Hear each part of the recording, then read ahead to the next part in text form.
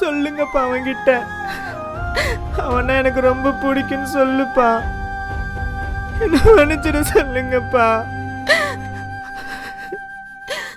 பாத்தீங்களாப்பா எப்படிலாம் பேசுறான்னு.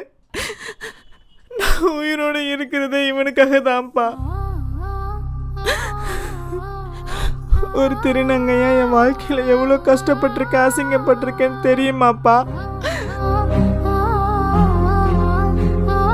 தங்க வீடு கூட தர மாட்டாங்கப்பா. பேச்சுக்கு கீழே படுத்திருக்கேன்ப்பா. ஒருவேளை சாப்பாட்டுக்கு பிச்சை எடுத்திருக்கேன் தெரியுமாப்பா? இவ்வளவு நான் தாங்கிக்கிட்டது ஒரு நாள் இல்லாட்டி ஒரு நாள் என் தம்பியை பாப்பேன் தான்ப்பா. இவன் என்னை ஏத்துப்பான் தான்ப்பா.